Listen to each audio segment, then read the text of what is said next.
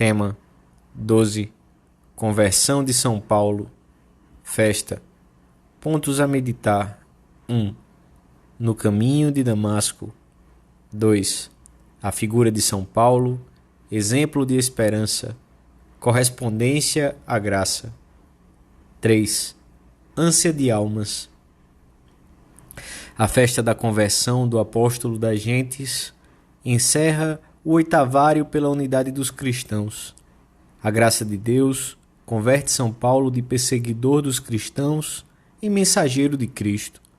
Este fato ensina-nos que a fé tem a sua origem na graça e se apoia na livre correspondência humana, e que o melhor modo de acelerar a unidade dos cristãos consiste em fomentar todos os dias a conversão pessoal. Pelo sinal da Santa Cruz, livrai-nos Deus, nosso Senhor, dos nossos inimigos. Em nome do Pai, do Filho e do Espírito Santo. Amém. Meu Senhor e meu Deus, creio firmemente que estás aqui, que me vês, que me ouves. Adoro-te com profunda reverência. Peço-te perdão dos meus pecados e graça para fazer com fruto este tempo de oração.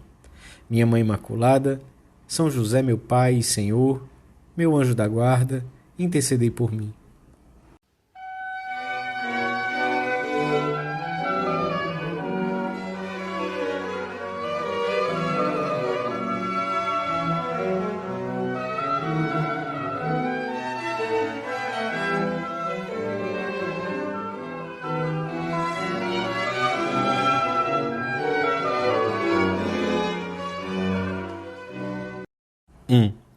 Sei em quem acreditei, e estou certo de que o justo juiz conservará a minha fé até o dia da sua vinda.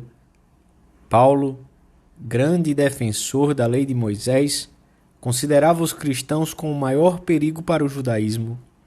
Por isso, dedicava todas as suas energias a perseguir a igreja nascente.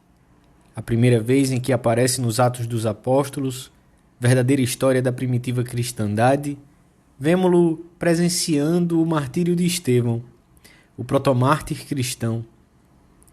Santo Agostinho faz notar a eficácia da oração de Estevão pelo seu jovem perseguidor. Mais tarde, Paulo dirige-se a Damasco, a fim de que, se ali achasse quem seguisse este caminho, fossem homens ou mulheres, os levasse presos a Jerusalém. O cristianismo tinha se estendido rapidamente, graças à ação do Espírito Santo e ao intenso proselitismo dos novos fiéis, mesmo nas condições mais adversas. Os que se haviam dispersado iam por toda parte pregando a palavra. Paulo dirigia-se a Damasco, respirando ameaças de morte contra os discípulos do Senhor. Mas Deus tinha outros planos para aquele homem de grande coração. E estando já perto da cidade, por volta do meio-dia, de repente viu-se rodeado de uma luz refulgente que vinha do céu. E caindo por terra, ouviu uma voz que lhe dizia: Saulo, Saulo, por que me persegues?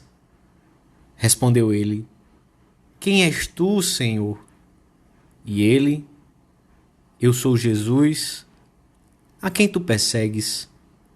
E a seguir veio a pergunta fundamental de Saulo, que era já fruto da sua conversão e que marcava o caminho da entrega. Que devo fazer, Senhor? Paulo já é outro homem. No instante, viu tudo a uma luz absolutamente clara, e a fé leva-o à disponibilidade total em relação aos planos de Deus. Que devo fazer de agora em diante? O que esperas de mim? Muitas vezes, talvez quando mais longe estávamos, o Senhor quis voltar a entrar profundamente na nossa vida e manifestou-nos esses planos grandes e maravilhosos que tem sobre cada homem, sobre cada mulher. Deus seja louvado. Dizias de ti, para ti, depois de terminares a tua confissão sacramental, e pensavas: É como se tivesse voltado a nascer. Depois, prosseguiste com serenidade. Domine, quid me vis facere? Senhor, que queres que eu faça?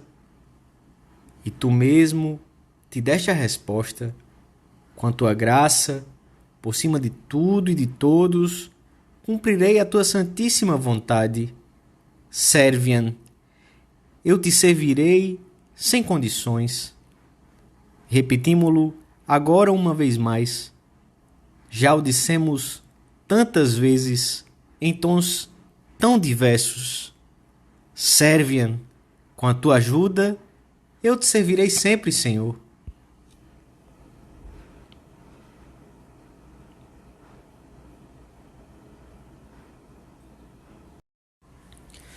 Dois. Vivo na fé do Filho de Deus, que me amou e se entregou por mim. Sempre recordaremos esses instantes em que Jesus, talvez inesperadamente, nos deteve no nosso caminho para dizer-nos que desejava entrar no nosso coração. São Paulo nunca esqueceu esse momento único em que se encontrou pessoalmente com Cristo ressuscitado. No caminho de Damasco, indica várias vezes como se dissesse: ali começou tudo. Noutros momentos, menciona que esse foi um instante decisivo da sua existência. Por último, depois de todos, foi também visto por mim como por um aborto. A vida de São Paulo é um apelo à esperança, pois quem dirá, sob o peso das suas faltas, eu não posso vencer-me, quando o perseguidor dos cristãos se transformou em propagador da doutrina deles? Essa mesma eficácia continua a operar hoje nos corações, mas a vontade do Senhor de curar-nos e converter-nos em apóstolos no lugar onde trabalhamos e onde vivemos precisa da nossa correspondência. A graça de Deus é suficiente, mas é necessária a colaboração do homem, como no caso de São Paulo, porque o Senhor quer contar com nossa liberdade. Comentando as palavras do apóstolo: não eu, mas a graça de Deus em mim. Santo Agostinho sublinha: quer dizer, não eu sozinho, mas a graça de Deus comigo, e por isso, nem a graça de Deus sozinha, nem ele só, mas a graça de Deus com ele.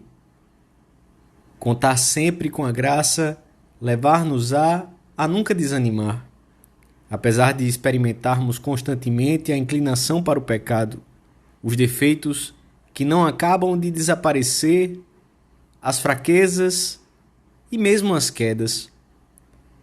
O Senhor chama-nos continuamente a uma nova conversão e temos que pedir com perseverança a graça de estar sempre começando.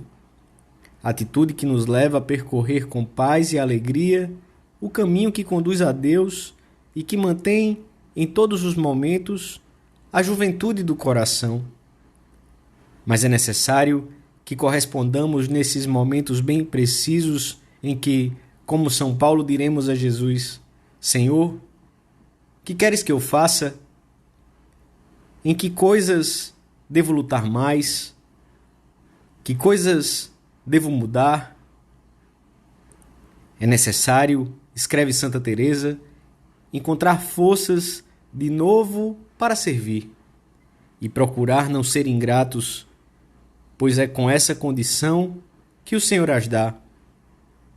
Se não usarmos bem dos seus tesouros e do alto estado em que nos põe, Ele nos tornará a tomar e ficaremos muito mais pobres, e Sua Majestade dará as joias a quem as preze e tire proveito delas para si e para os outros. Senhor, que queres que eu faça? Se pronunciarmos estas palavras com o coração, como uma jaculatória, muitas vezes ao dia, Jesus nos dará luzes e nos manifestará esses pontos em que o nosso amor se deteve ou não avança como Deus deseja.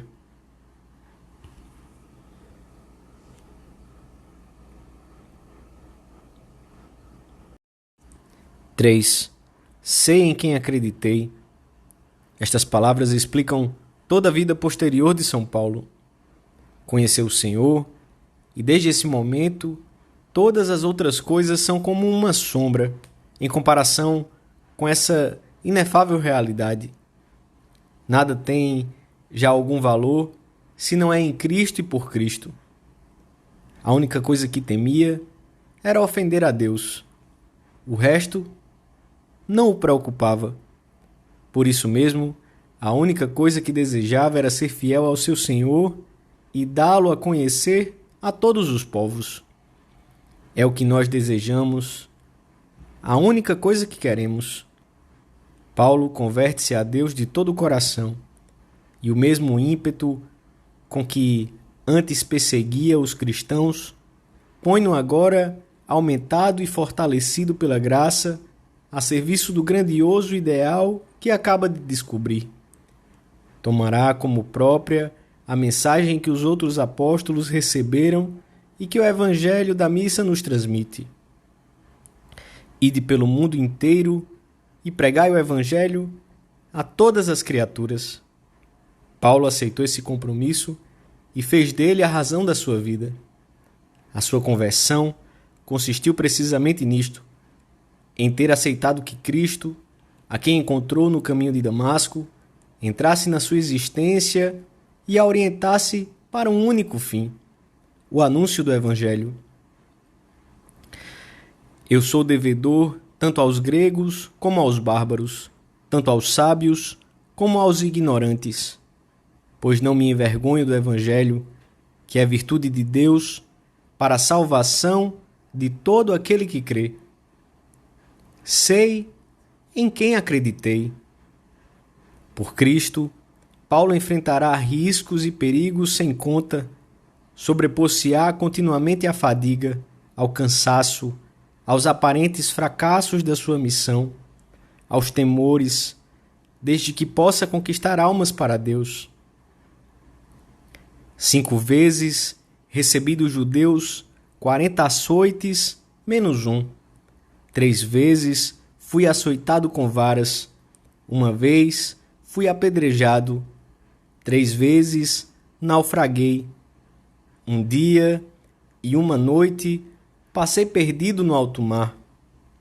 Nas minhas frequentes viagens, sofri perigos de rios, perigos de ladrões, perigos dos da minha raça, perigos dos gentios, perigos na cidade, perigos no deserto, perigos no mar, perigos entre falsos irmãos, em trabalhos e fadigas, em vigílias prolongadas, em fome e em sede, em frequentes jejuns, no frio e na nudez. E além dessas coisas que são exteriores, tenho os meus cuidados de cada dia, a preocupação por todas as igrejas.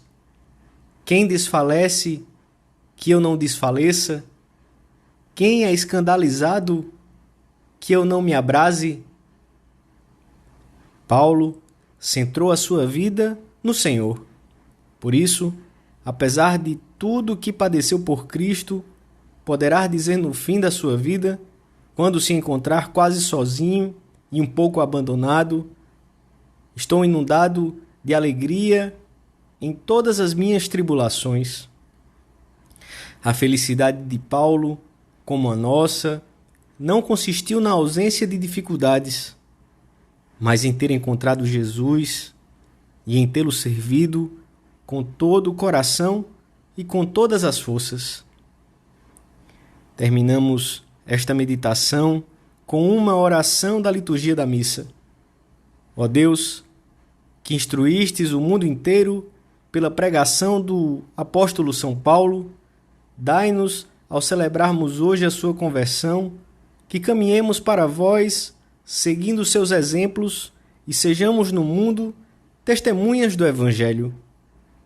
Pedimos à nossa Mãe, Santa Maria, que nos ajude a não fugir a essas graças bem concretas que o Senhor nos concede para que, ao longo da vida, voltemos a começar uma vez e outra.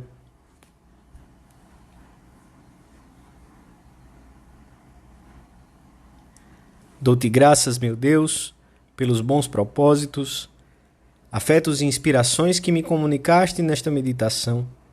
Peço-te ajuda para os pôr em prática. Minha Mãe Imaculada, São José meu Pai e Senhor, meu anjo da guarda, intercedei por mim.